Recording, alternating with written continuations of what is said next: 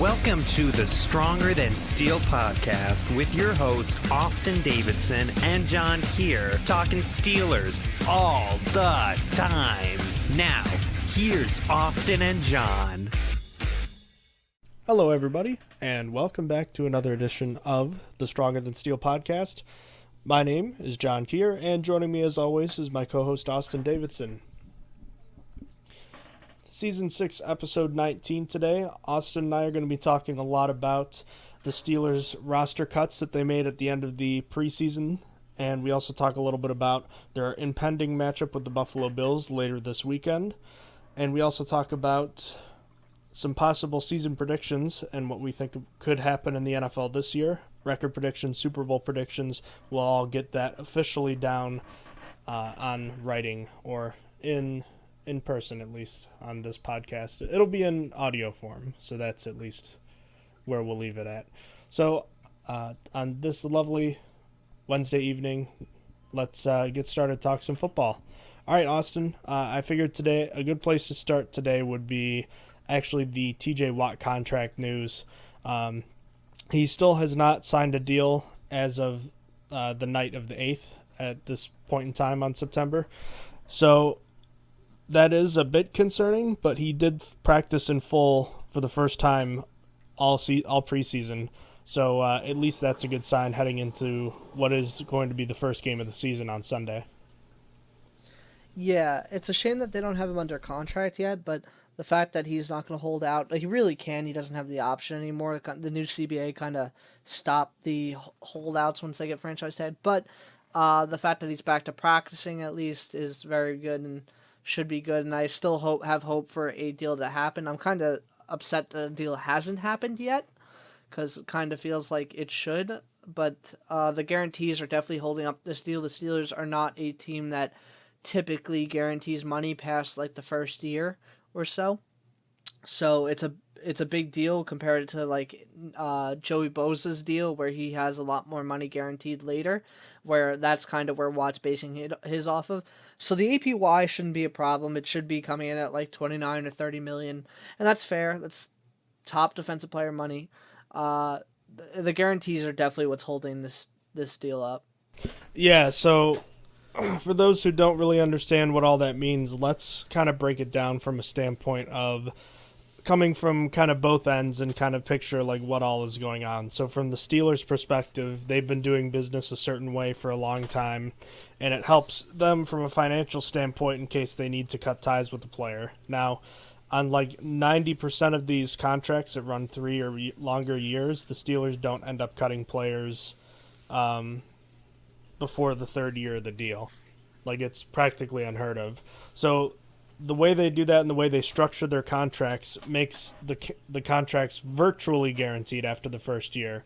Virtually. Again, so like most of the time it happens and they restructure contracts so these players get their money, and they've always taken care of their players when they've gotten paid. See Antonio Brown, Troy Polamalu, all these, Cam Hayward, all these players who had contract disputes. The Steelers have not been afraid to pay their players.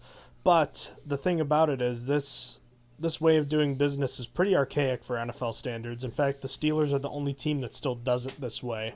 Only their quarterback has gotten guaranteed money past the first year of the deal. And like I said, there's no other team that does it that way. So on one end, I feel like it should be shame on the Steelers for not getting this done if that was the main holdup and they couldn't budge a little bit. It has to fall at some point here. And then from the Watt side of it, I would have been upset with him had he not practiced in full today, because he is under contract. I'd have rather he started right after the end of the preseason, but I guess I can live with this. But if he hadn't practiced today, I would have been really upset. But now I just think it's a deal of not being petty, and they need to just get this done. So I think now it's a little more on the Steelers to just get this done. Yeah, I think having an edge rusher is very important. So TJ Watt, the word generational is thrown around quite a lot, but like Watt is as close to generational as you're going to get if he's not, because like he's already breaking so many records. If you look at like the sacks through 5 seasons for Steelers in their first like 5 seasons, he has the most, and he's only played 4 seasons. Like, he's just above Lamar Woodley. I believe Lamar Woodley is at 49, and he's at 49 and a half. And then when you adjust it to 6 seasons, he's under Lamar Woodley, but he's still in second of Steelers in their first 6 seasons. So he needs to be kept. I think that there's a way to fix this. It would be unfortunate if it came down to this because I want Minka too. But I think they do need to break their ways, and then if they really feel like they need to put their foot down, they can make an example out of Minka Fitzpatrick. I would not want it to come down to that, be clear. I would want Minka Fitzpatrick to get an extension. I think he's also worthy of top safety money, but a safety is just not as important. So if you're going to have to put your foot down and say, listen, we're not going to break our ways, don't do it with TJ Watt. Make an example with Minka Fitzpatrick next year and say, I'm not doing that. That was a one in a 100 thing that happens, and I'm not even going to do it for someone even as good as you. That's what I would personally do. I think the Steelers need to a little bit grow up. I'll call it. They need to get with the times and just at least do it for this contract. I think once you do that, there's no going back, though. Because then I think you start affecting free agency in the terms of once the players that are free agents see that and they're going to make their choice, they see a team that is not necessarily being honest, maybe not necessarily not being honest, but they see a team that is behind the times. And, you saw this divide with Le'Veon Bell 3 years ago where he decided not to accept that offer. And, yeah, while he should have, I think a lot of attention has been called to it over recent years. So I think once this current era is over, and if you break it for TJ Watt, you have to break it in total now. Yeah, it might not be reversible, but I mean, look at where it's got the Steelers lately. It hasn't been doing much of them lately. It's nice to say that you have a really good record, like forever, and you're tied for the most Super Bowls. But like, I don't know. I feel like you got to get with the times. NFL changes. You got to change with it. The team that last won the Super Bowl is not built the same as the team that won the Steelers' first Super Bowl. So you got to do things a little bit different. Yeah, exactly. I mean, if you don't change, eventually you die. So you have to at some point. So are you confident a deal will get done? I was much more confident going into this weekend. I was like, sure, it's like, oh, Saturday or Sunday, that'll probably be when a deal comes through because this is a big weekend for Steelers. It's when like Cameron Hayward got his extension last year and stuff. So Labor Day weekend has typically been pretty busy as of late for Pittsburgh, but nothing came through. I'm more anxious now. I have it as like a 50-50 that a deal gets done before Sunday, and then going past there, if you say into the season, it's not. I give it like a 52 instead of a 50, because once you get into the season, it's like probably not going to happen. So I think it's going to get done Saturday after their walkthrough. Yeah. I think. What are your chances right now? How confident do you feel in that? I still feel like 75-25 that it's going to happen. Fair. But that drops by like 1% a minute on Saturday around noon. Yeah, that's fair. Yeah, I also think it's going to be the Steelers are going to be able to preserve the way they do their business. I think in the final minutes, TJ's going to say, "Screw it, I care more about making sure that I just have something," because I think he'll see what happened to his brother and he'll say, I don't want to take a risk. And he saw what happened to Bud Dupree. And granted, he got paid last year, but how much more money could he have made if he didn't tear his ACL last year?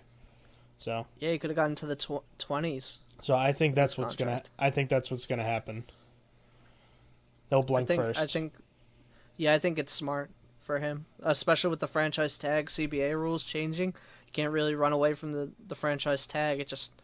He's not in a corner, but like he doesn't have the options that like Le'Veon Bell had with the franchise tag. Mm-hmm. Alrighty.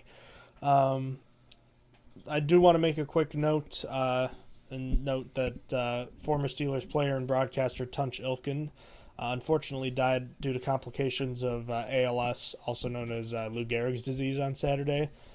He was 63 years old. He had been a part of the radio team since 1998 and had previously been a two-time Pro Bowl player for the team as a tackle in the 80s, and also played into the early 90s as well, and was named to the Steelers' all-time team back a number of years ago. So a big loss for the team. He really represented what the Steelers were all about, and I I've listened to him on radio for a long time whenever I haven't been able to watch the games on TV.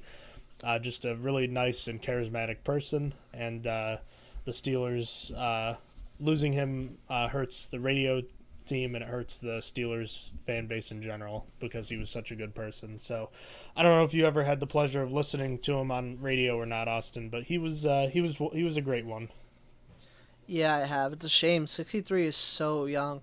Such a big loss. He didn't even really get to enjoy retirement. Like, he had just retired pretty recently, fairly recently. So, rest in peace, and my condolences go out to his family. Absolutely. And it seemed so quick because I remember he had announced that he had ALS back in October last year, and apparently he was diagnosed in September, so he lasted probably just under a year. And I was kind of curious about like what that prognosis is, and he ended up passing a little bit earlier in that process than the average person does. So it just all happened so fast because I remember he officially retired like 3 months ago, and I was like, oh, that's nice. And then just to hear that he had passed was definitely discouraging. But thankfully he's no longer in pain. Yeah. So Yeah. on that sad note, I wanted to do a little bit of housekeeping. The Steelers did make a trade since our last podcast, and they addressed some depth at the defensive back position, specifically cornerback, by trading a 2023, what was it, a 6th-round pick, or was it a 5th-round pick? It was a 5th round. 5th-rounder. The Steelers love handing those out. For cornerback Akello Witherspoon, a guy who's had some up-and-down play throughout his career, but graded out pretty well last year. Mike Tomlin clarified that he was acquired to improve the outside cornerback depth. So what do you think about this move? I'm all right with it. Like, after watching some tape, it seems like he's a guy that like could have a really great game and then like just disappear. It's like he gives me vibes to like Artie Burns in his rookie season, where Artie Burns actually flashed like actually being a solid player, and then would just look like the rest of Artie Burns' career, like after season 1, at other times. But that's kind of what he reminds me of. He's better depth than we had, though. That is better depth, so I will take it. And for a 2023 fit, that's not terrible. I'd do that again. I still have concerns about the slot cornerback position, but I guess Cam Sutton manning at least one of them is fine. But someone else is going to have to play in the slot, so I'm not sure if it's going to be Trey Norwood or who. I don't know. I have my concerns, but I'm definitely happy to see an addition of Akello Witherspoon. So let me ask you, would you prefer for there to be the cornerback room that exists now, or would you rather have swapped a guy like Witherspoon for Steven Nelson and at the same time maybe not be able to take on a Trey Turner? It's tough. It's tough to call because your O-line depth is also sucks. I think I'll stick with what we have now. I'd prefer to just have Steven Nelson for his contract, because realistically, how much more is Nelson being paid than Akello Witherspoon? Akello Witherspoon's on like a 1.5. Nelson's making like 1 point or maybe 2 points. He's not making much. That's what I'm saying. So Witherspoon's at 1.5, so it's like you're not really losing anything by switching them out contract-wise. So, I mean, I feel like the Steelers just really made a big mistake somehow. I mean, they did ask Nelson to take a pay cut. I think he's at $3 million though. I think he's got a little bit more. I'll check. Than that, but they did ask him to take a pay cut. I guess he was just offended. Then he found out his value, and there was probably the bridge was over by then. But it's tough. It's tough that to take Witherspoon instead of Nelson. Nelson. He's got a $2.5 million guaranteed contract. His cap hit is just $1.3 million. Yeah. So like I don't know. I'd rather have Nelson. Although if I had a choice, I'd swap Nelson for Hilton at this point and take Witherspoon. Because this team, I mean, as much as I dogged and still don't like the Steven Nelson situation from this year, the way the Steelers have talked about slot corner, I wish the Steelers had just doled that contract to Mike Hilton. Yeah, they're doing something weird this year. It's like they came out and said there's a reason we don't have a slot corner listed on our depth chart when we usually do. They're doing something weird this year. Can you imagine there's like a a 5 linebacker set with how many linebackers they have. Oh, they just so played could- that. They played that against the Ravens last year. I fully expect to see it again. Heck yeah, they're gonna pull that out for every game because their favorite thing to do. They just want the chance to cover wide receivers with more linebackers. It gives you a better chance of that. Early bold prediction for this week: Cole Beasley catches 12 passes for like 160 and 2 touchdowns. Heck yeah, and then Steelers run Joe Schobert out of town because he couldn't keep up with Cole Beasley, or Devin Bush couldn't keep up with Cole Beasley. We're more sophisticated than that. We'll blame Keith Butler. There we go. You're right. Okay. So, with the roster breaking down the way it did, why don't we kind of go position by position and talk about the 53? And we'll start with the quarterbacks. No big surprises there, I'd have to think. Ben Roethlisberger, Mason Rudolph, Dwayne Haskins. Haskins cementing his job as the number 3 with a bad performance in the preseason finale, and Josh Dobbs got hurt and had to land on injured reserve. So he's out at least a handful of weeks, so the Steelers have their 4 quarterbacks, it seems. Yeah, nothing overly surprising. Dwayne Haskins in his only audition, like you said, did not perform well at all. Got benched, had to come back in, got his chance for redemption, and just didn't redeem himself very much. So Mason Rudolph holds on to quarterback 2, where I felt like Rudolph kind of had it for most of the year. But yeah. I thought that was mostly just played up just because there's nothing to talk about. I had never thought he wasn't going to be the number 2. Yeah. Another little surprise at running back, including Derek Watt, the Steelers kept 4. Anthony McFarland goes on injured reserve, which allows the Steelers to keep both Benny Snell and Kalen Ballage and have kind of 3 similar running backs going into the year. Not having McFarland is unfortunate from the standpoint of the Matt Canada offense, but at least the Steelers didn't have to make a tough choice at running back. Yeah, it made it easier. I'm still not the biggest fan of Snell, but it is what it is. He's listed as running back 2 on the depth chart right now. I'm not there anymore. I know that he might not have gotten as big of a chance as other guys, but I don't know.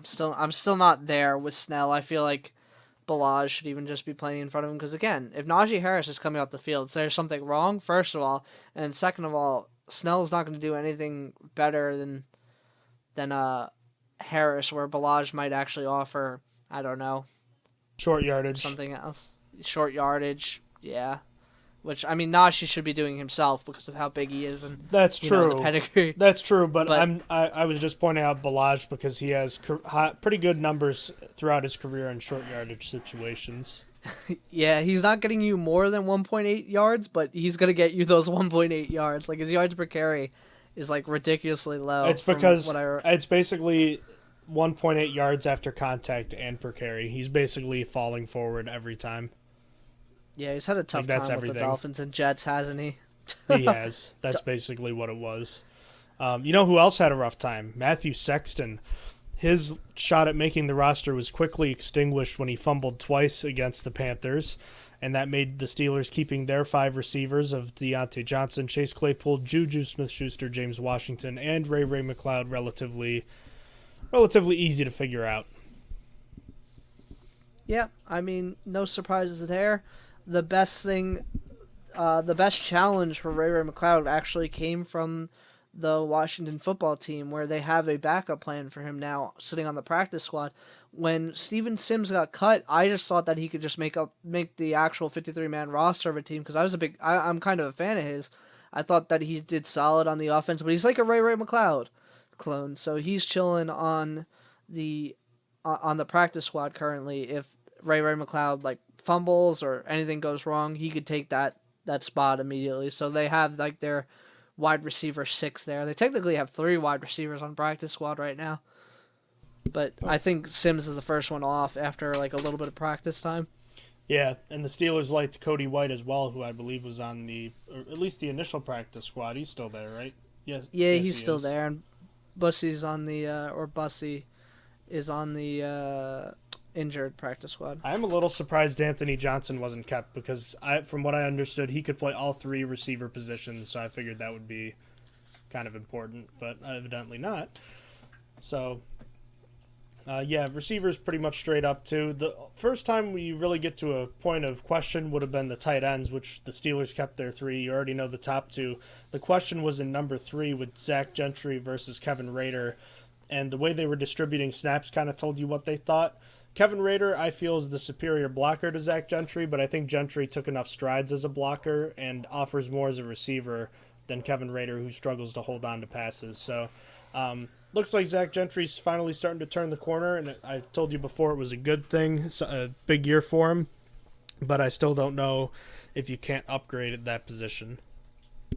Yeah, fun fact, Eric Ebron and Freiermuth are listed as co-starters, so there's no 1 and 2 at the moment. So Freiermuth was very impressive through training camp, had one of the highest catch percentages we've seen for any pass catcher through training camp in a very long time. He did really well, and then he capped it off with a really good preseason, I felt like, for when he got to play. And then, with Zach Gentry, I think that you'd rather Zach Gentry. If Eric Ebron or Pat Freiermuth went down, you'd rather Zach Gentry in 2 tight end sets because he's a little bit more threatening with his hands. And again, like you said, he did make those steps as a blocker, so I think it made sense. And Raiders should last on the practice squad just in case. Yeah, too. he's not a hot commodity. He's a solid blocker though, so like if he had to come up for a week or 2, he's not the worst option as a blocking tight end. But if you're going extra tight end, you probably go either Freiermuth or just an extra tackle at this point. Yeah, that makes sense. So the Steelers kept originally just 8 offensive linemen, I think, and now they have 9, right? Or no, they had 10 at one point, right? I forget exactly. There were a lot of moving parts on the offensive line, but the starting 5 left to right is going to be, by all accounts, based on the Zach Banner to injured reserve, so that was one of the issues there. Banner was on the initial 53 and is now on injured reserve. So the starting lineup for Sunday, barring anything crazy, is going to be Hall of Famer rookie Dan Moore Jr. on the left side, next to Kevin Dotson with Kendrick Green in the middle, and then Trey Turner and Chukwuma Okorafor on the right side. And then backups are going to be Rashad Coward, J.C. Hassenauer, B.J. Finney, and Joe Haig. So kind of a ragtag group there, but I think maybe the only surprise there would have been Rashad Coward, who I thought was a practice squad candidate. Yeah, I guess they opted for more depth. Originally, Coward and Finney didn't make the original roster. After 3 IR moves, they were brought back on. But, it was just... They're really banged up. With no Zach Banner, they're forced to start Dan Moore at left tackle because he can't play right. They tried it. They're just not... He's not he could ready. Maybe in the future. He's just not ready. But he's not ready. Yeah. He's gonna get put on a turns table. Like, it's gonna be... It's just... going to be an awful experience. He did look good at left tackle, though, so he could chill there. Chukwuma Okorafor is moving over at the moment. The run game is probably going to suffer on the right side because of it. And, I mean, there's always a fear of starting 2 rookies. I don't know if I jinxed it or anything. I said that Dan Moore was ready to start as a swing tackle immediately. I didn't foresee him starting at left tackle. Taking that a step further. Yeah, he decided to take it a step further. Granted, it was only because of injury, but here we are. Honestly, if anything, that proves to me that he was going to be the swing tackle, though. Because if he's the next man up over Joe Haig, well, I mean, it could be positional. Well, I was going to say, I think Joe Haig is the better right tackle and not a good left tackle. I got to be honest, I just don't know how I feel about 2 rookies. I've complained to you about Joe Haig more than anybody, so you know how I feel about him. I think I'd start him at right tackle in this game and keep Chukwuma Okorafor on the left side. I just don't know that I feel any good. I feel skeptical enough about Kendrick Green, a guy that we probably think is being maybe a little rushed to start here. So I feel nervous about that enough already. I don't need to feel that extra nerve of a rookie that was drafted even... issue with the microphone there. Hold on just a second. Should I pause? All right, my apologies. I had a little technical error, human error. Anyhow, I'd feel better about having a guy in a Okorafor on the left side who might not be that great, but he's at least solid, steady. I can trust him in a pinch. And as much as I love Dan Moore and I've liked what I've seen from him so far, I just don't feel good about a rookie 4th-round pick protecting my 39-year-old quarterback's blind side. Yeah, it's tough. Luckily, the Bills don't have the greatest pass rush, so it won't be like baptism by hellfire, I guess I'll call it. It's still baptism by fire, being thrown in your first game as a rookie in game 1, but it's not as bad as it could be with who they're going up against. That's kind of my point, though. That's why I'd have Joe Hagan there, because he's a liability in pass protection, right? But he's a really good run blocker, as we've seen. If the Steelers are going to win this game, they're going to have to be able to run the ball, I think. Try to keep the ball out of Josh Allen's hands. So, I mean, we can get into this more in the preview episode, but that's all I'm getting at. I just hope that they're right. I guess, yep. And then I'm right 100%. that Dan Moore, because it's risk reward. There is still that risk of if you can help it, you're probably not going to try and play Haig. If you really, because you should play your best players, right? So if Haig is the best player here, you should be playing him. To me, this isn't based on what the comp pick formula says. This is that they truly think that Dan Moore is going to be better at left tackle than keeping Chukwuma Okorafor there and putting Joe Haig at right tackle. So, but there is that risk reward on top of it that if Haig plays like 25% of the snaps, they won't get that 5th round pick back, which that's not even guaranteed anyway. He could not play. But point being, I think that this is the decision they're making. I think they do think that Dan Moore is the better player here, and I just, again, hope they're right. So that is the offensive line. The defensive line originally had 8 kept. The Steelers put Stephon Tuitt on injured reserve, and then they also released Henry Mondeau, and he was signed to the practice squad. So the front 3 are going to be Cam Hayward, Tyson Alualu, and Chris Wormley, with Isaiah Loudermilk, Carlos Davis, and Isaiah Buggs backing them up. Stephon Tuitt's injury, big news, but otherwise the Steelers were able to keep what I considered all 8 of their legitimate NFL rosterable players on the defensive line. The only one who you really wouldn't be comfortable out there with for long periods is Henry Mondeau, but he was just cut and placed on the practice squad, so deepest position on the team, I felt. Yeah, they did really well. I kind of wish that they were able to trade one, but I guess they just really like all the ones they have, even the depth pieces, and maybe other teams weren't interested, but fair enough.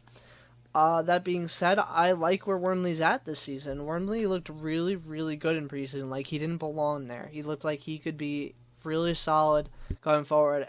But I still hope that Tuitt's back week 3.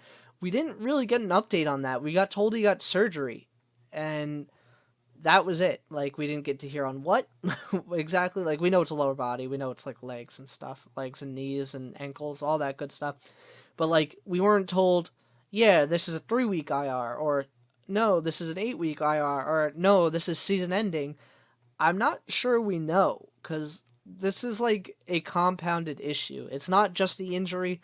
There is apparently that Tuitt's been just, mourning. It's tough. He lost his brother. It's like it's tough. It's tough to go to work and do things, when you lose a family member, and that's what Keith Butler said. It's like it's a combination of multiple things on why Tuitt wasn't practicing.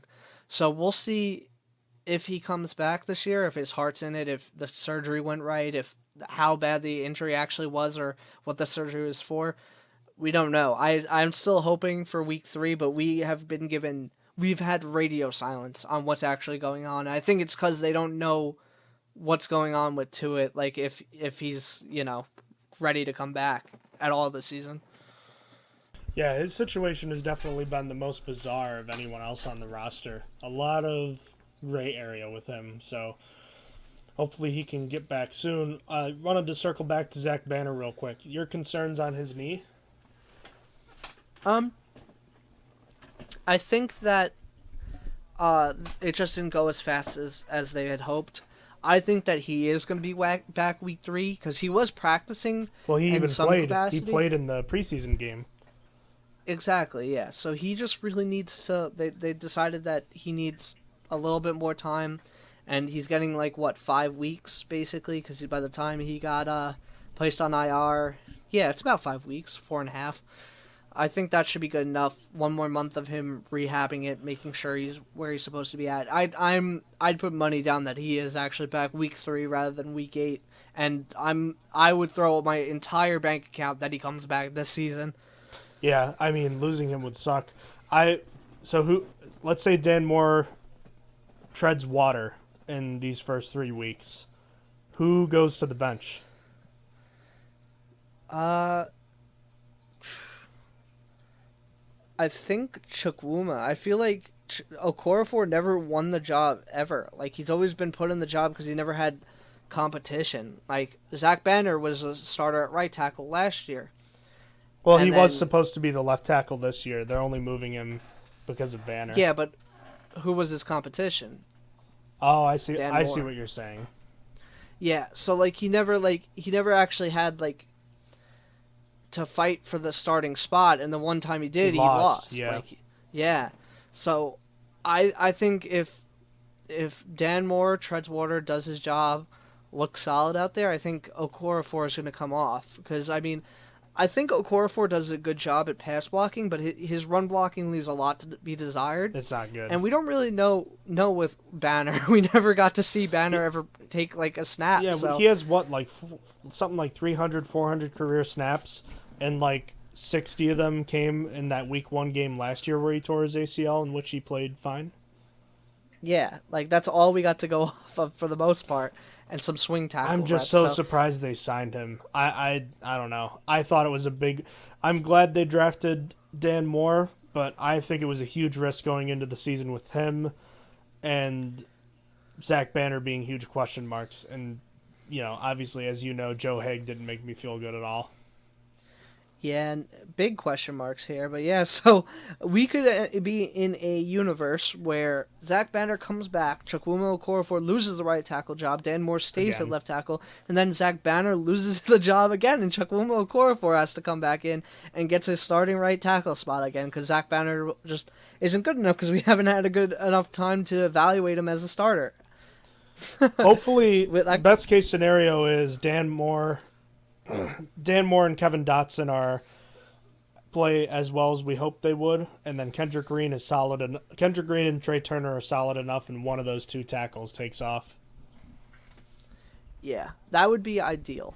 But that would be the ideal scenario. Let's move to the linebacker position. 10 in total kept, 4 on the outside, 6 on the inside.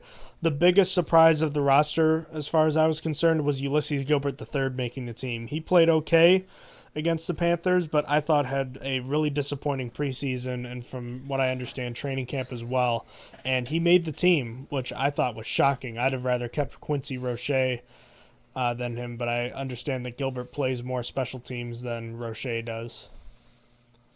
Yeah, that's unfortunate, because Quincy got claimed by the New York Giants, for those that missed out on that. The Steelers lose one player every year. It's not always at the start of the year, so I mean, this guy is probably going to be the next Tuzar skipper, which is to say he's nothing special, but the Howard Joneses of the world, the Derwin Gray, the Fred Johnson, the Tuzar skipper, guys that get cut and end up getting claimed, even though it's always said, oh, they'll make it through, no one wants them, everyone else is cutting players. Well, not this time. Yeah, that's tough. It's tough to lose your 6th-round pick, but I mean, you got some other rookies that made it, so there's that to look forward to. It feels like it's always an edge rusher, though. I really thought Jameer Jones was just going to get cut this year because he was the guy that showed out, and that's typically how it goes. The guy that shows out doesn't make it. That's why I stopped caring. And of course, the year I stopped caring, it's like, yeah, we'll keep on. We'll hold on to this guy. Although I will say, I think the game against the Panthers won him the job. He had 3 special teams tackles. Yeah, I mean, special teams is king when you're a backup. So, like if you want to, sorry, go ahead. I was just gonna say, Jameer Jones. I'm not mad about that at all. He definitely deserved it. He proved himself in preseason and had a really good preseason. It's just like I wasn't invested in him as I wasn't like Tuzar skipper and Ola Daney. Yep. Yeah, because it's just not as sexy on special teams. But the point is that if you're going to ball out in the preseason, what matters more if you're a backup is getting 3 special teams tackles. Like 3 special teams tackles in a game in the preseason for a backup is more important than 3 sacks. Yeah, that might get you a hat in the regular season. Might get you a hat. Yeah. So I mean, it's not. I'm not saying it's bad to have a 3-sack game, but as far the coaches make the call, and they'd rather see you make 3 special teams tackles since ideally you're not gonna if we see Jameer Jones representing Aquinas from Section 5, if we see him at all on defense this year, then that's bad. That's not good. Yeah, no, that means something went catastrophically, astronomically wrong. Do you think they kept Gilbert III because of an apparent injury to Marcus Allen that I heard about? I didn't see if he was on the injury report today. He was not. He actually was not. Man, I feel like I don't even think he's going to be active. I don't know. I would not have kept him. Yeah, I'm not sure what the thought process and was that, and I don't say that like just willy-nilly because I liked Gilbert III coming out of school, and I like him. I think he's been injury-ridden, but I still don't think he necessarily deserved the spot. We're talking about all this on Saturday. He's going to come off the roster for Carl Joseph. You know what? That's probably what's going to... Yeah. He's got to be the first guy off. I mean, maybe Trey Norwood, but I think they like Trey Norwood a lot. Yeah, I don't know. I feel like 6 inside linebackers is a lot. It is. Well, then again, 4 outside is not a lot either. So usually they do like 5 and 5, so they do have their 10. Yeah. Plus, in a pinch, So can't Robert Spillane play edge, like in a pinch? I feel like he could. Yeah. Yeah. 10 in the defensive back room, 6 cornerbacks. The aforementioned Akella Witherspoon just recently added to the trio of Joe Hayden and Cameron Sutton and James Pierre. Sorry, the 4. There's 4 of them there. And also Justin Lane and Arthur Millette made the team as well. Millette was originally cut but circled back to the team. He's probably the backup slot option. I still have huge questions outside of Joe Hayden and Cam Sutton. Hopefully Pierre or Witherspoon are solid. And then beyond that, there's just the question of slot corner besides Cam Sutton. Yeah, cornerbacks, there's a lot of question marks. I'm kind of scared because at any given moment, at any given time, Joe Hayden could just be done. Joe Hayden could he could fall right off the cliff. That's typically how it goes with cornerbacks. Not many 32-plus-year-old cornerbacks have played really well. Exactly. You don't typically decline slowly. It's not like, I don't know, he looks like he's coming down. No, it's usually once you're a cornerback and you're old, you fall off a cliff. And I hope that's not this season.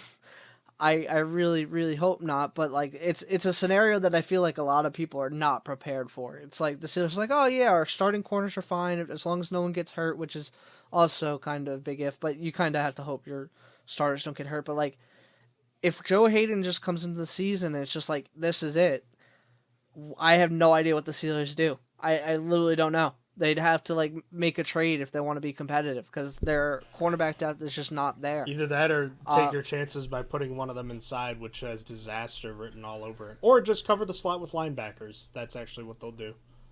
they'll more linebackers. Yes. More linebackers on wide receivers. But that's why they moved Marcus Allen to linebacker.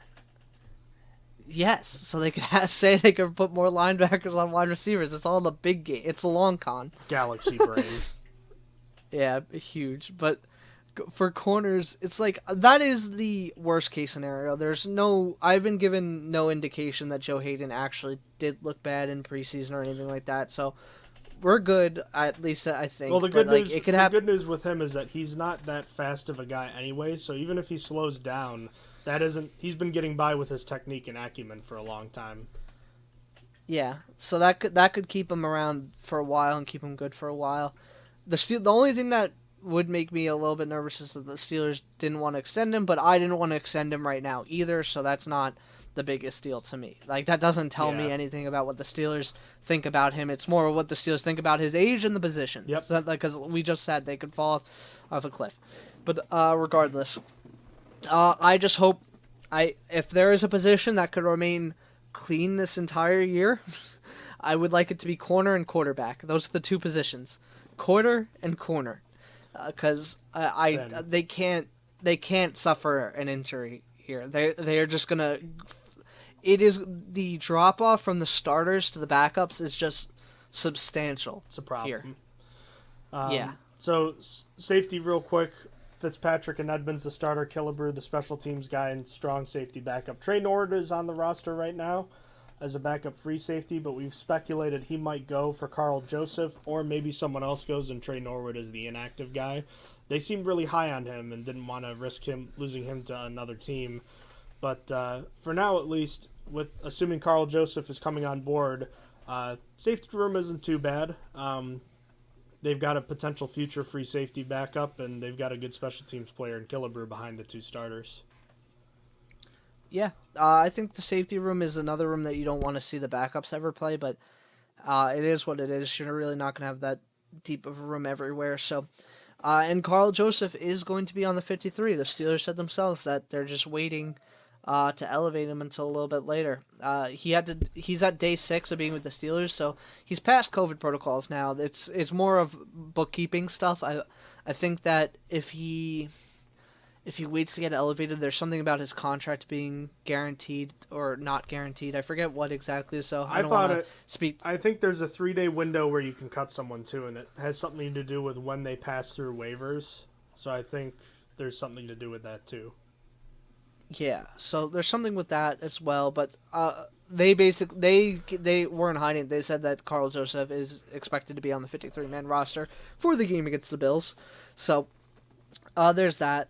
So we'll see him add to the safety room. I will press that this is going to be Terrell Edmonds' year. This is going to be his Bud Dupree breakout year, where Bud Dupree was kind of like meh, and then Bud Dupree said, you know what, I am a serviceable starter, and played really well. And I think that's Edmonds. I think he's in a contract year.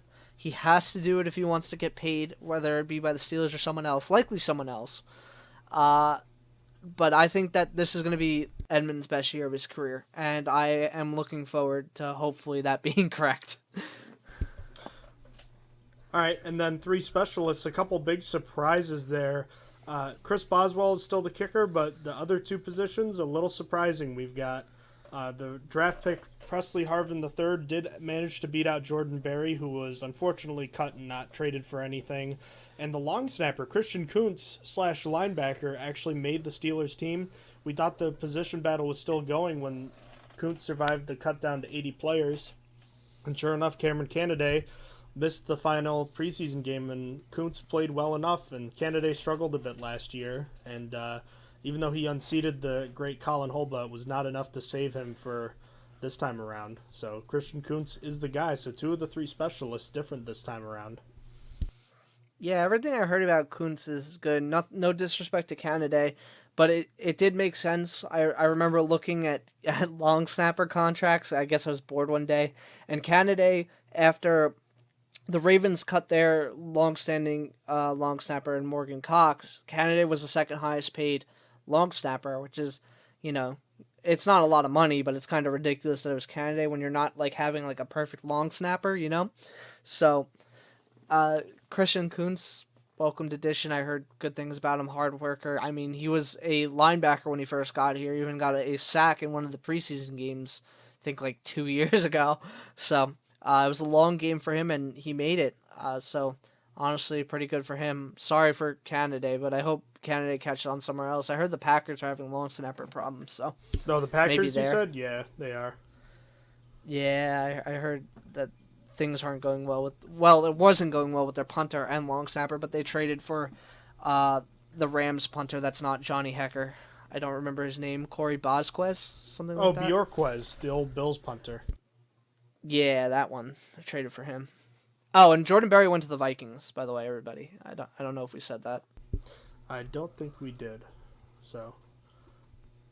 Oh, yeah, so you said he replaced another Colquitt brother. Yeah, the Colquitts really do not like Berry, I bet. Because, Colquitt came in and replaced Berry at the beginning of last year, and then the Steelers were like, please leave, and brought Berry back in if we feel uncomfy. And then now he got the other Colquitt brother kicked out of Minnesota. So I don't think they're going to send him a fruit basket anytime soon. Not big fans of his, no. All right, and then any comments on the practice squad and injured reserve players outside of the guys we've already mentioned? Nope, just to list them real quick, it's Daniel Archibong, the defensive tackle. He was with Chicago. Trey Edmonds, you guys know him. Mark Gilbert, he was with us. Chaz Green came from Cowboys late, but he was with us for the preseason. John LeGlue, he's listed as an offensive tackle, but he's really an offensive lineman. Henry Mondeau made it back to the practice squad. Malcolm Pridgeon, offensive guard. Kevin Rader, tight end. Jalen Samuels, very familiar running back. Delonte Scott, a linebacker. He was from the Packers. Steven Sims, wide receiver. We went over him, but he's from the football team. Donovan Steiner, he's with us. Derek Tuzka, you might talk about him a little bit. Tyler Vaughns from the Colts, and Cody White was with us, and then Rico Bussey. He was with us, and he's just on the practice squad injured all alone. Yeah, Tuska was an interesting pass rushing option, produced a lot at North Dakota State. Solid player. I don't think that he's... I mean, he might be a long shot option, but I think he's got good special teams value, and, who knows? Maybe he can be a solid addition as a rotational piece sometime down the road, but I think he's an adequate replacement for Quincy Roche. I think they're quite comparable. Yeah, I like him. Mike Kliss, who's a Broncos beat reporter and typically pretty good. I follow him on Twitter because I like to get some other NFL news. Thought that he was going to make the 53 for the Denver Broncos because of his special teams ability. So I'm happy with that. If he has good special teams ability and he's chilling on our practice squad, I'll take that. Oh, 100%. Yeah. So why don't we get into our predictions for the regular season now? What do you think? So, should I go? I was thinking we could kind of go division by division. We'll mention the over-unders, talk about the teams real quick, and then we'll give our predictions. Okay, so we'll start with the NFC North? Or Sure, we can do that. Why don't we... right. You want to talk about the Packers real quick? Sure, yeah. The Packers got Aaron Rodgers back. They still got Devontae Adams, Aaron Jones, and then they have A.J. Dillon to back them up instead of Jamal Williams this year. I like where their team's at, and for the most part, I think that they're still a very good team that should be able to compete like any other year. The defense still has a little bit of questions, but the offense is pretty well built. I feel like they kind of kept it all together for one more year after all the Aaron Rodgers controversy passed over. So I have them winning the division. I don't know where you have them ranked, but I think that they're in a solid state, and I think that they're going to have a really, really good year just to choke it away in the playoffs. But I have them going 15-2. Well, I don't have them going 13-3 again. They're not going to do that. I think this team is getting a little too much hype. I think it's a good team, but I don't think they have enough on the defensive front to be able to get things done. Rashawn Gary still hasn't broken out yet. Preston Smith has been disappointing. They have Jair Alexander, and he's a good corner, but there's still too many question marks in that defensive backfield for me. And even though Aaron Rodgers is on his quote-unquote revenge tour right now, I'm just not buying into it right now, but I still think that they're the class of that division, and they'll take a step back. So I have them at 12-5. So right now the Packers win total is at 10, so we're both hitting the over on that. We'll go with the Vikings next. The Vikings are at an over-under of, let me see if I can find it here, 9 wins. Yeah, so I'm extremely low on the Vikings. First of all, I don't like Kirk Cousins. I've never been the Kirk Cousins fan. I think I've been pretty avid about that. I'm just not a fan of the team. Like, the team doesn't give me a lot of good vibes, and I'm actually opposed to other people. I feel like the one bright spot is Adam Thielen, and like everyone's really low on Adam Thielen this year. I'm not exactly sure why. Maybe it's just because Justin Jefferson is so hyped, but that's where you got that's where you could roll with. Their wide receivers and running backs, great. Dalvin Cook, Adam Thielen, and Justin Jefferson, really solid. Now, their entire season could be derailed with a COVID outbreak because if their quarterback is even exposed, he has to be out for at least 5 days. If he gets it, he's out for a while. Oh, I'm sorry. He has to be because he's unvaccinated. He actually has to go longer than 5 days.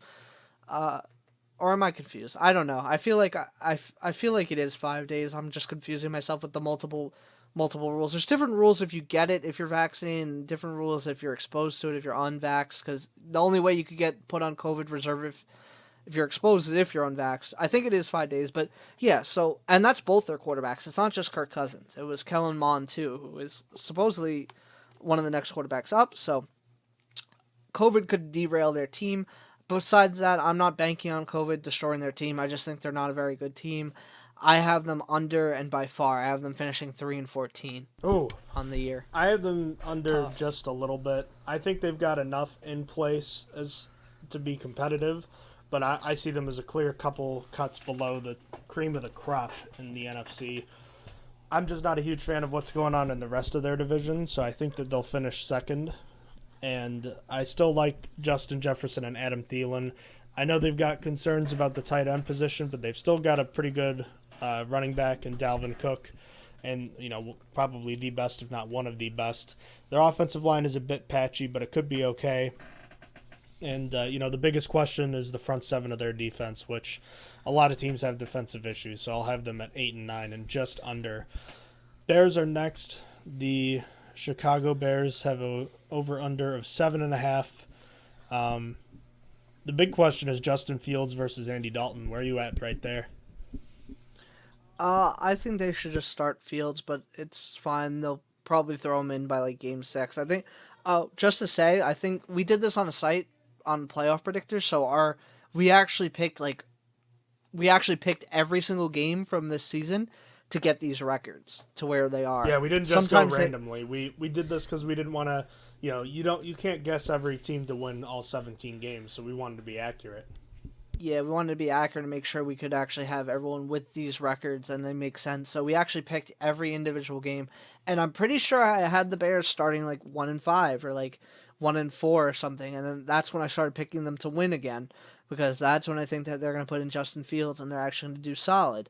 So I think that the Bears with Andy Dalton aren't really going to go many places. I'm a big fan of Allen Robinson, big fan of Darnell Mooney. Jesse James is hanging out there, so I always love my man Jesse James. But realistically, their defense is what's going to be carrying them, at least for the first half before Fields. So I think that, and they have a really good defense, like Khalil Mack and Eddie Jackson, Roquan Smith, all those guys. Like they have a pretty solid defense. So I have them finishing the year at 10-7 at the over, because they're going to put in Fields and they're going to have a much better second stretch than the first half. Because no Andy Dalton is going to help their team, I think. Over-unders provided by VegasInsider.com, by the way. I have reservations about Justin Fields at this point. That offensive line is just horrifically bad, and the way he seems to like to play so far is a lot of out-of-structure plays, and he holds onto the ball way longer than any other quarterback in the draft class, and rookies typically hold onto the ball for a long time, so he can make big plays, but I'm concerned about the double-edged sword that could bring. Tevin Jenkins likely out for the year with his back injury. In fact, he is out for the year. And I'm not sure that their defense is going to be enough to carry them with the concerns they have on the offensive line. And however long they decide to start Andy Dalton, I wouldn't start Fields this week. I'd start Dalton this week, feed him as the sacrificial lamb to the Rams, and then come back and be like, okay, he sucked. Now we can go to Justin Fields. Yeah, I think that's fair. I think Dalton's definitely got to start this game. They already basically named him. You can't have Justin, because with the amount of time Fields has held on to the ball so far in his very brief preseason career, if you give Donald that many opportunities, he'll have like 10, 15 pressures in the game. I mean, it's just insane. Yeah. You can't let that happen. And you'll get him destroyed just like Joe Burrow got destroyed with the Bengals in year 1. Yeah, so I think it's perfectly valid to let Dalton start, but I have the Bears at under 7.5 at just 7 wins. Lions over-under is at 4.5 games. Thought to be one of the worst teams in the league. They've definitely got a weak group of receivers. They're trying to rebuild in the trenches, but they're a much worse football team than the one Jared Goff was playing in last year, and now he has virtually no weapons and a good offensive line, but Not a good defense to support him. I think it's going to be a tough year for the Lions, and I have them finishing 4-13 and under. I also have them at under. I only got them one win, and it was against the Vikings. So they're going 1-16 in my model. It's really hard for a team to win that little, so it'll probably be wrong there, but it's just their team that's lacking a lot. I mean, Jared Goff, I think, is a little underrated. He's not as bad as people make him out to be. Like, he's not anything good. Like, he's below average, but people talk about him like he's the worst quarterback in the league, and he's not. He's probably not, at least. Probably in the bottom 10. Well, definitely in the bottom 10, but still. They still have TJ Hawkinson, but everything else is just bad. The only thing I like there is, like, Romeo Okwara. I think that he's a breakout candidate there. He's like a gem in the rough, but the rest of the lines just aren't very good. I am not excited for Okuda. He didn't give me anything good in year one, so I'm if he takes a step forward to up to his draft pedigree, then the Lions could be better. But I think they're gonna be under regardless. But my model had them at 1-16. So my NFC North was Packers, Bears, Vikings, Lions in that order. I just had the Vikings and Bears swapped. Let's move to the NFC South. The defending champion Tampa Bay Buccaneers. I have them over their set of 12 wins this year. I have them going 13-4. They brought back all their starters and even a couple of their first guys off the bench. They kept the coaching staff relatively intact. I think there's a chance they may have gotten a little lucky on their hot streak, and I don't mean that to say that they're not that good, but I also mean that I think they might get a little unlucky this year and they won't have a crazy good record this year, but I still think they finish with the best record in the NFC. Yeah, honestly, coming out of the regular season last year, they weren't very good. The reason I also agree with you on 13-4, the reason I elevated them when they kept the same exact roster and just added rookies is that their entire division just kind of got weaker. Like, the Saints are not what the Saints were last year. Last year was kind of like the Saints' last hurrah, for me anyway. I know not everyone was ruling them out, but like I'm not a big fan of Jameis. There, I think they allocated too much money to the quarterback room. I think you said that they're paying for one good quarterback altogether. Yes. Yeah, basically. Combining their salaries basically makes for a good quarterback. Yeah, so fair enough. But I have the Buccaneers going 13-4 just because I think that their division is easier. I think the Falcons also got worse. I think the Panthers should be better. Overall, I mean, Terrence Marshall looked good in preseason. Christian McCaffrey should be back. But, like, their team just isn't ready yet. It's still not, like, a fully built team. They have really good wide receivers, too. Robbie Anderson, DJ Moore, and then they also have, like I said, Terrence Marshall. And then they have Brian Burns on the other side and Jeremy Chin and stuff. They're a young team. They're going to get there. I think it's not this year, though. I think that Sam Darnold being their quarterback is not a very good thing. But it is if they want the top pick. Since I kind of talked about both, I have the Buccaneers at 13-4 and I have the Panthers at 7-10. So I feel like that's all I was going to say for the Panthers anyway. But yeah, so that's how I have those two anyway. I went from having the Panthers as one of my Week 1 Survivor League picks to now I think they're going to finish with 3 wins. I have them significantly under their 7.5 win total at just 3-14. I know that their receiver weapons are really good. They've got a lot of good weapons there, and obviously Christian McCaffrey should be back at full strength this year. I'm not a believer in Sam Darnold, and I remember we had a spirited discussion about it like early to midway point of last year, but with the whole year having played out, I now believe what I believe about him, and until I see something more than the occasional 1 or 2 plays a game where he does something kind of wild, I just don't think that's a talented team. I think they're building something nice on the defensive side, but I just think their offensive line might be the worst in football, and Sam Darnold doesn't inspire any confidence. So I have them well under their 7.5 projected win total. You already talked a little bit about the Saints. Do you have anything else to add to them? I don't think so. I probably could have just given the Saints record too. I have the Saints at 8-9. I think that Jameis is I feel like that's a fitting record for Jameis at the helm. Like, I feel with the Buccaneers, like, they were always average. There is no more average. There's no more 500. I feel like the Saints are either going to finish 8-9, 9-8, nothing worse, nothing less. They have a pretty talented team still for the most part. Like, they got some really good pieces on the offensive line. Michael Thomas should be back later. Alvin Kamara is still Alvin Kamara. But, like, it's also tough right now because, like, Michael Thomas is hurt for the beginning. And then their defense, I always think Cameron Jordan is properly rated. People call him underrated a lot. I think that he's just like, he's good. He's not amazing though. Then they got Quan Alexander starting the inside linebacker, and then their corners. They just traded for Bradley Roby today, as of 9-8. But I don't know. I think that they're a 8-9 team for me. This is definitely the one team that had a better record than I thought they were going to when I started this.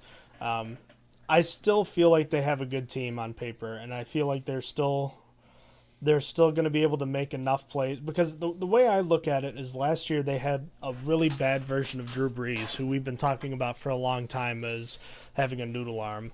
And now they're getting a guy with a much more lively arm in Jameis Winston. And yes, he's going to turn the football over a lot more. But I remember on Pro Football Focus, his turnover-worthy play rate is something like 4.8%, which is catastrophic. If he drops that to 3.2%, he's over his career, he's been able to make enough big plays down the field to possibly offset that, because the Saints were getting practically no plays down the field. So even though I feel like this is the one I might be most off about, I still think the Saints have a good roster, and I think that they might get enough of good high variance, the good part of the high variance of Jameis Winston this year. If you had asked me just point blank what their record would be, I'd probably say 8-9, 9-8. But this was the one team that benefited from my picks this time around. So I have the Saints at 12-5 and well over their 9-win total projected. And then lastly, the Falcons. I'm just not high on the Falcons. I don't get where the numbers always come in thinking highly of them. They're at 7.5 wins. I just don't see it. I have them at 3-14. They have a lot of good weapons, but the line, again, is bad, and the defense is probably bottom 5 in the league. Yeah, completely agree. I have them at 3-14 as well. I can't get behind that team. Kyle Pitts is fun. Calvin Ridley is good. Russell Gage is underrated. I'm not in love with Mike Davis at running back. I won't lie about that one. Matt Ryan is also underrated for no reason. It's just he's adequately rated now, for sure. Yeah, I feel like I feel like now people are like, he's bad, and it's like, no, he's not bad. He's just like, okay, and they're like, no, he's bad, and like, he's no. the white and boring version of Cam Newton's career. Literally, he might be a little better, but the idea that they just had one outlier season. Yeah. I think that he's like okay, and then their defense again, like there is nothing there. Deion Jones, that's it. that's what you got to look forward to. Maybe AJ Terrell in his second year will be really good. I'm not sure, but I don't see this team going many places. I have them 3-14. So my order for the NFC South is the Buccaneers at 13-4, Saints at 8-9, Panthers at 7-10, and Falcons at 3-14. I have the same order.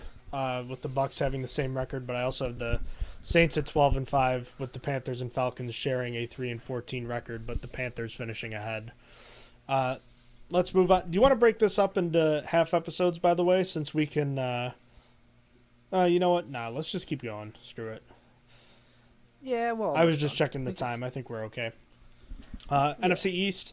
I'm a huge believer in the Washington football team. They're at 8.5. I have them well over at 11-6. I think that Fitzpatrick, he might have a few rough games this year, but I think he's a great quarterback for that team. I think he's playing the best ball of his career, and he's got legitimate weapons in Terry McLaurin and Curtis Samuel, and that defensive line may rival the Steelers as the best in the NFL. That's a legitimately good team that gave the Buccaneers their toughest test throughout the entire playoff run last season, and that was the first game. They were starting Taylor Heineke, and here comes Ryan Fitzpatrick, who's fully capable of really good games. I think he'll be exactly what they need.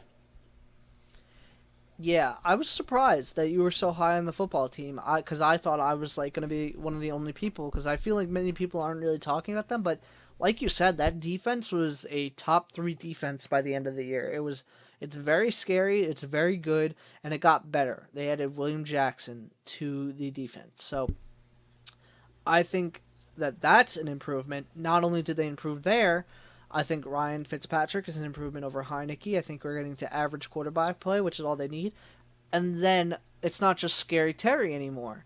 It's Terry McLaurin and Curtis Samuel, which I'll be honest, I'm not the highest on Curtis Samuel, but he offers a lot of versatility. He's kind of like a gadgety guy, and he does get a good amount of yards. He did when he was with the Panthers.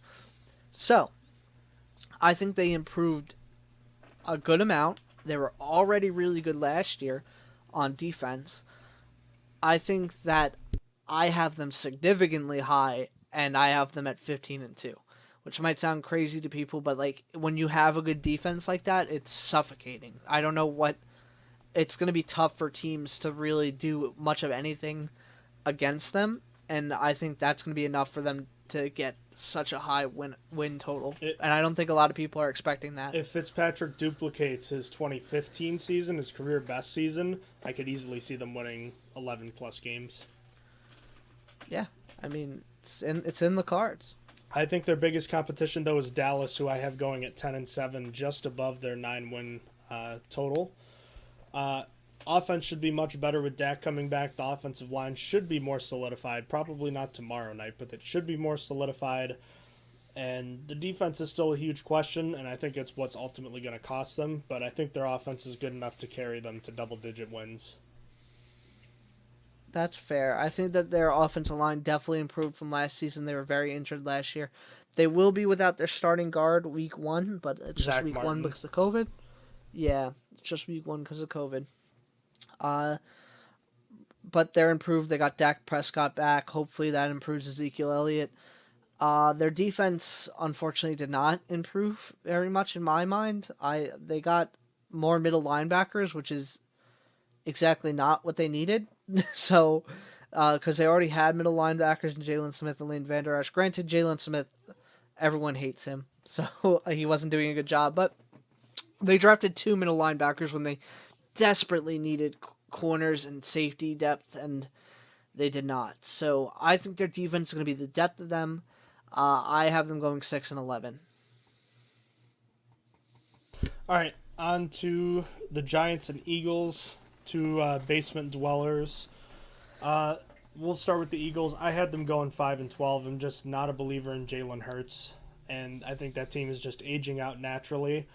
I just don't believe in Jalen Hurts as a passing quarterback, and I think he's going to, it's not a good team that they have right there. A lot of issues, and I think they'll be competitive, but I just don't believe that if he has to throw the ball 40 times, that it's going to be a good result almost ever.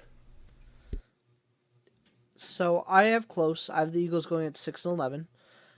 Kind of the same reasons. I'm not a big believer in Hurts, but I feel like there's a lot of talent on this team. This is one that I feel like I could be drastically wrong about. They could finish as an 11-win team at the end of the year if Jalen Hurts is just good, because they have a plethora of talent. I mean, the offensive line is pretty solid. They're getting Lane Johnson and Brandon Brooks back. They drafted Devontae Smith, which might be like the best wide receiver they could have went with. I at least thought so, even though I didn't watch enough tape.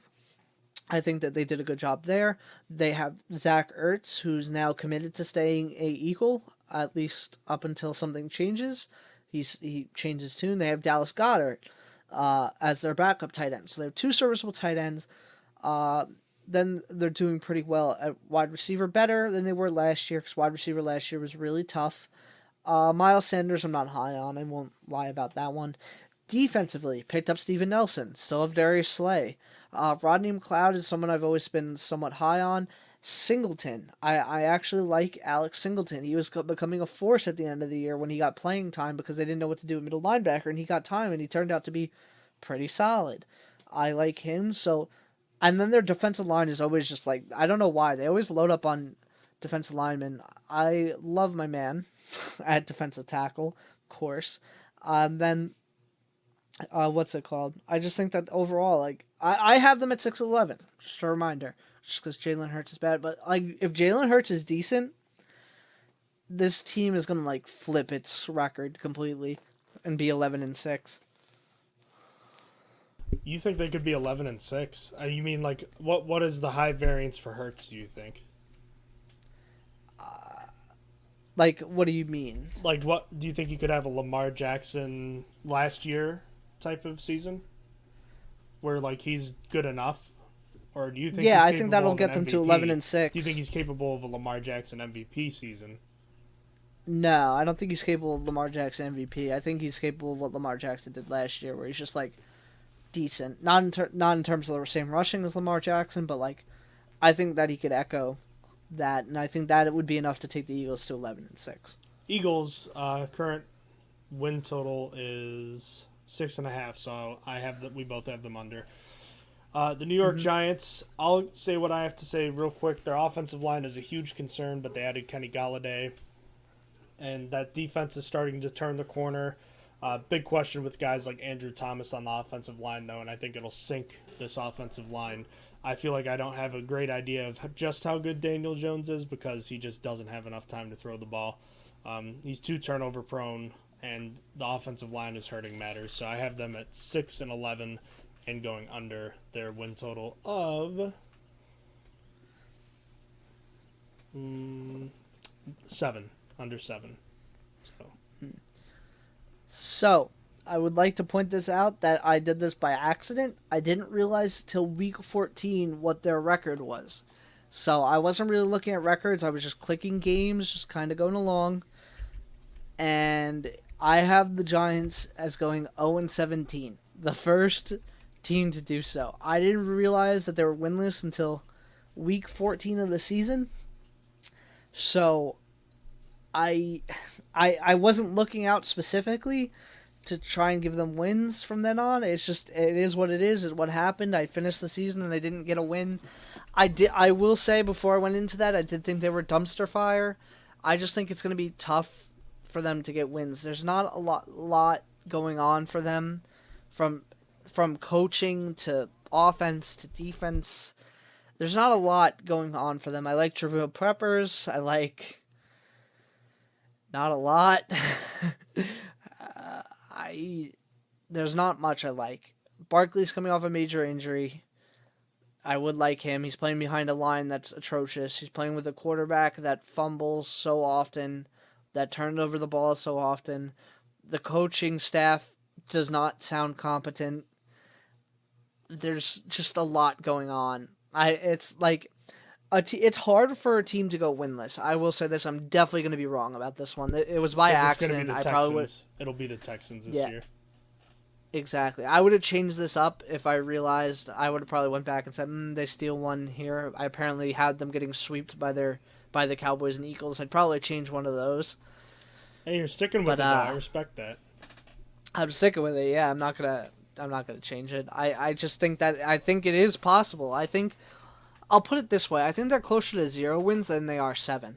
Oh yeah. I could see why you think that. Yeah, I think that they're closer to 0 than 7. So I'll leave it at the 0-17. But I admit that I'm probably going to be wrong about it fairly quickly. Going from what we think could be the worst division in the league to what could be the best, the NFC West. All 4 of these teams are distinctly talented and could vie for the division championship if things go well. Who do you have winning it all? I have the Rams. The Rams are on top at 14-3.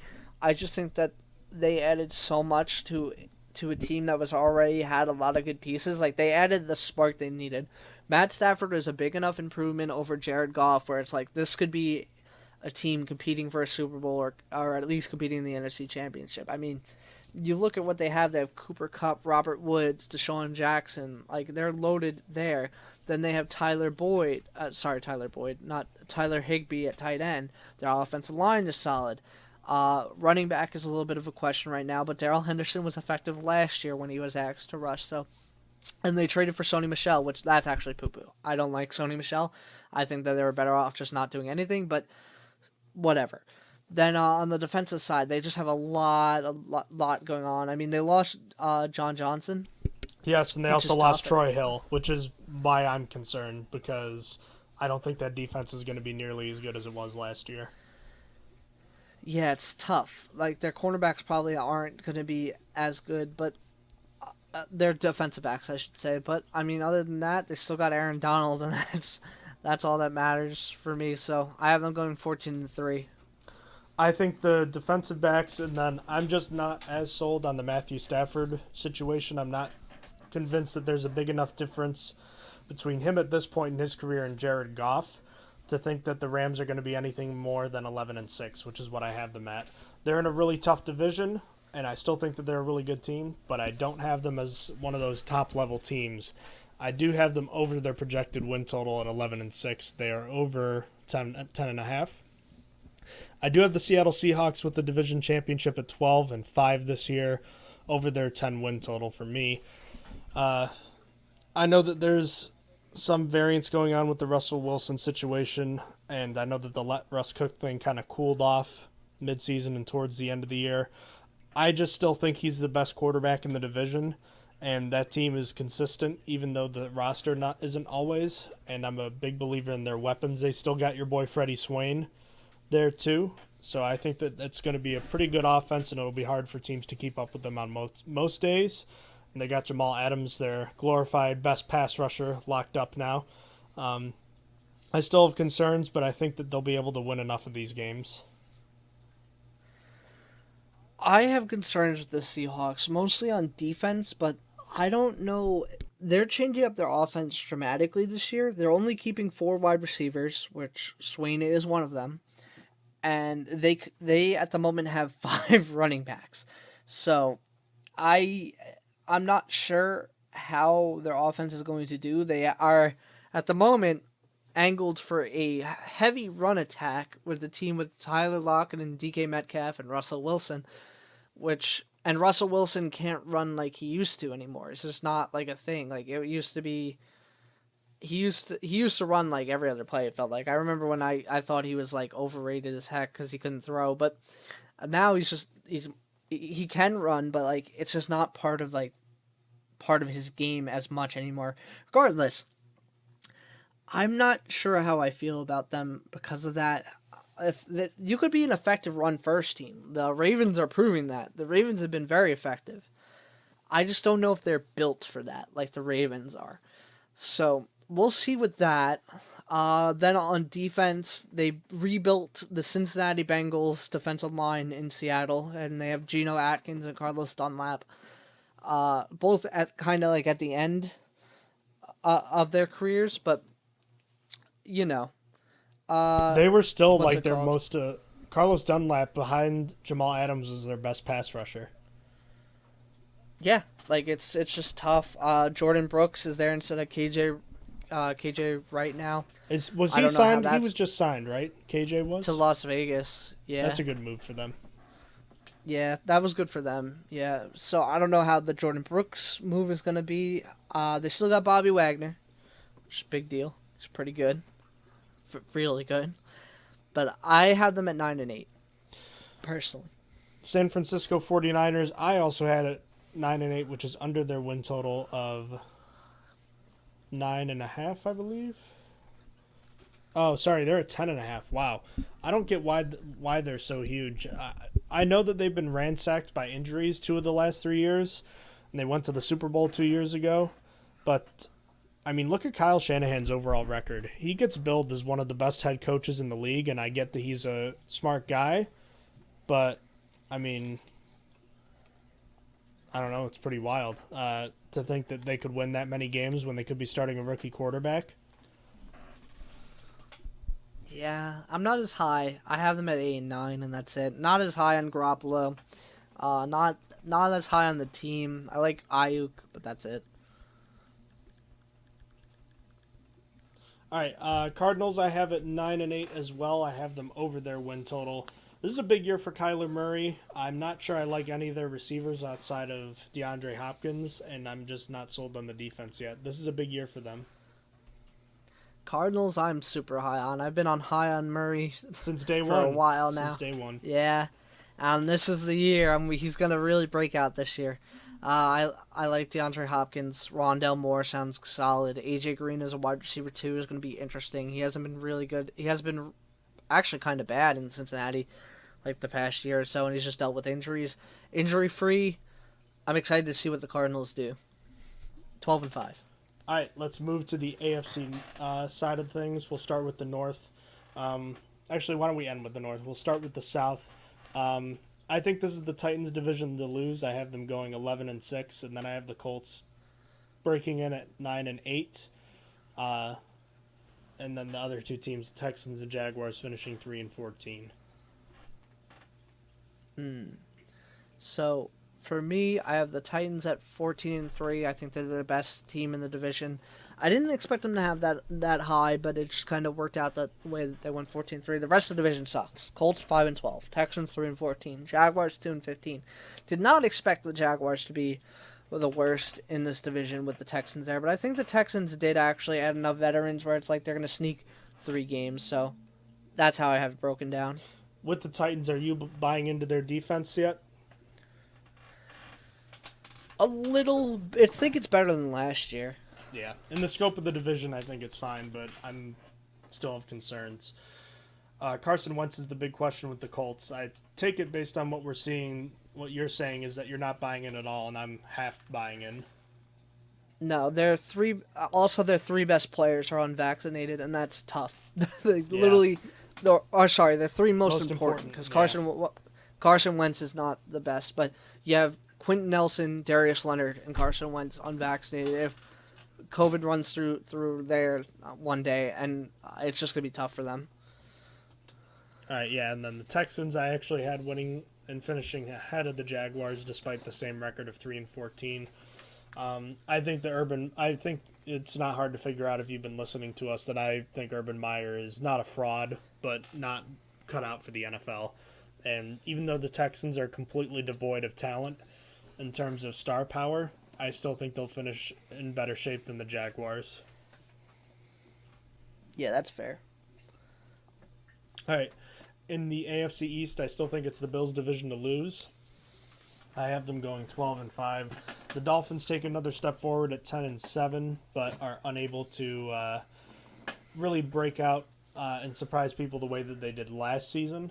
I have the Patriots going 8-9. I still think they're a bit overhyped, but they're getting better. And the Jets I have at 3-14, which I mentioned that the Saints were the most positively affected by me doing this. The Jets were the most negatively affected. I was thinking that they'd win more than 3 games, but alas, I only have them at 3 wins. So for me, I have Bills, Kings of the division, 15-2. I think that they're pretty solid all in all. Their offense is really good, so I think that they're going to win this division fairly easily. They were actually 15-1 at my last game, and I had them losing to the Jets last game because they were able to bench their starters in my scenario. So there's that. Dolphins next, 12-5. I'm a little bit worried about Tua, but I'm gonna go with the assumption that he's okay. And they go 12-5 because of it. Jets 9-8. I think that overall their team has improved. I think the coaching has much improved, and that should just get them a few more wins based on that alone. I think quarterback play has slightly improved, even without seeing Zach Wilson take a snap. So Jets 9-8, and then I have Patriots finishing last at 7-10. I think they're overrated. I don't think that they're going to be as good as people think.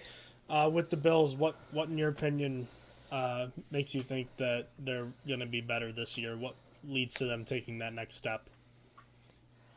I don't actually have a good reason. It's mostly based on feeling that I had them going that far. I like where Josh Allen was at last year in terms of development. Honestly, people are probably going to argue that he's due to regress because he had such a good year.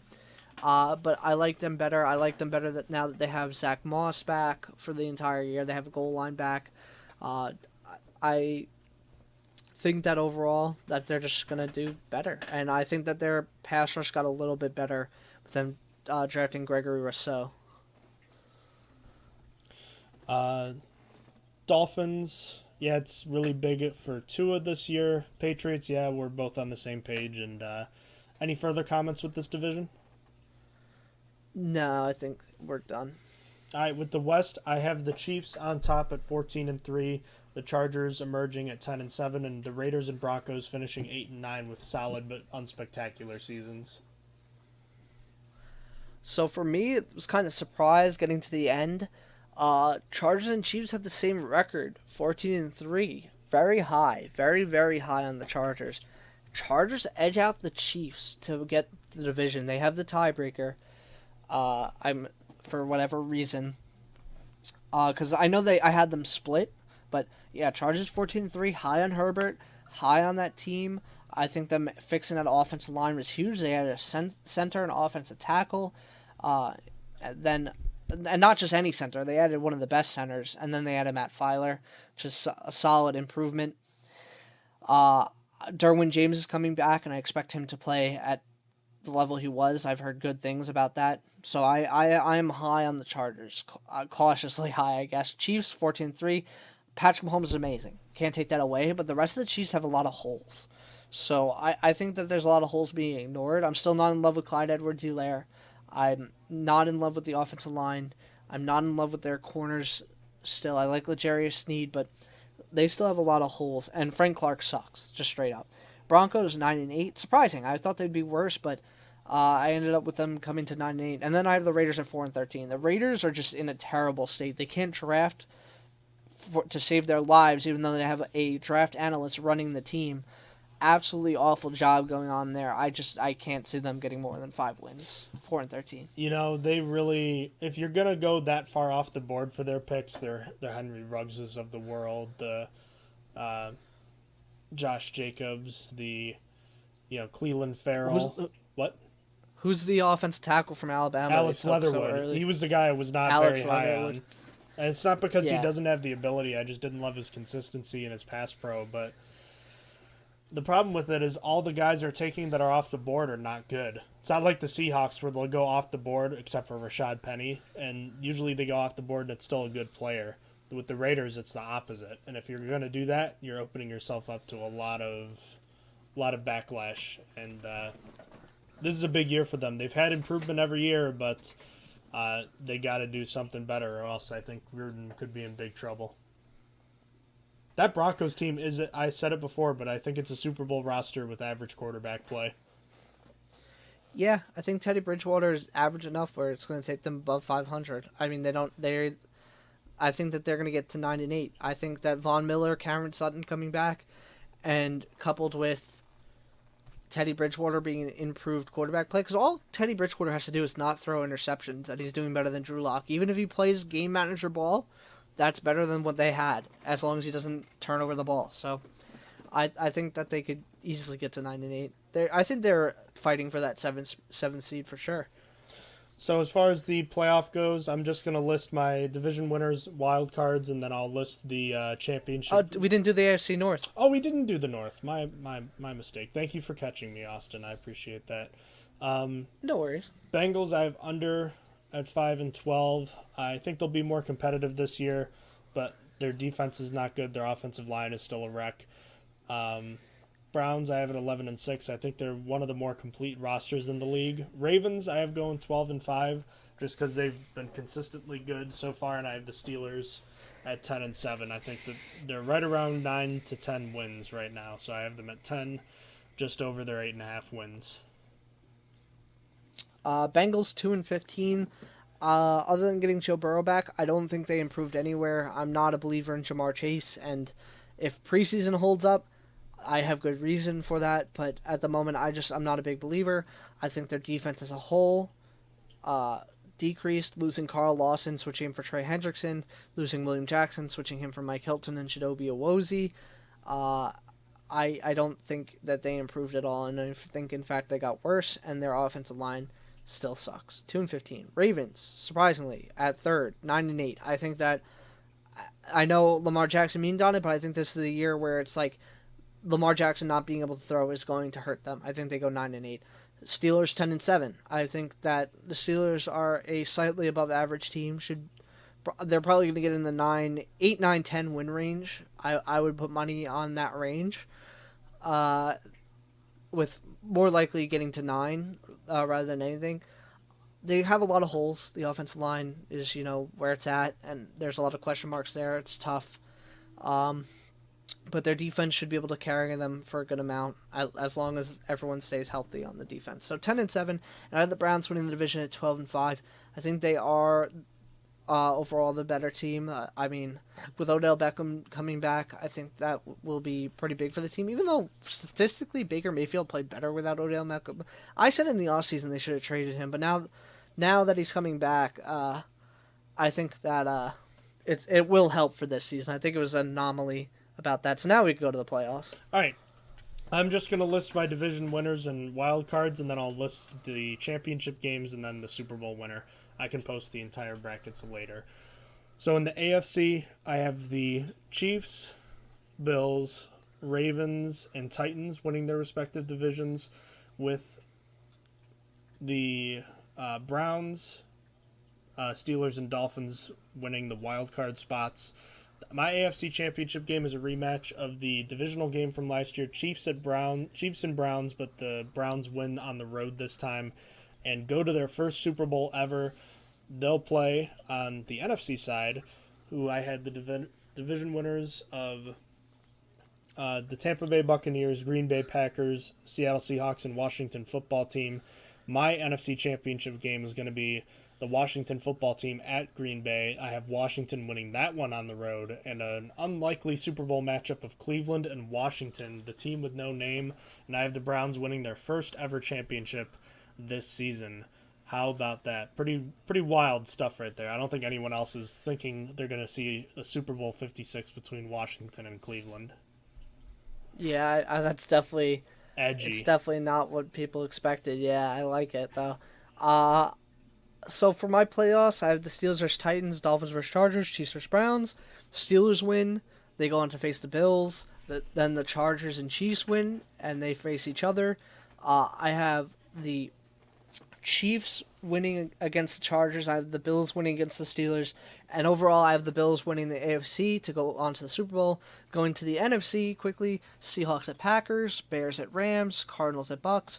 With a Seahawks win, they face the football team. With the Bucks and Rams winning, they face each other. I then have the football team and the Rams winning, advancing to the NFC Championship. I have football team going to the Super Bowl. It's a Bills-Washington Super Bowl. Super Bowl 20. I have the Bills win. Super Bowl 26 rematch.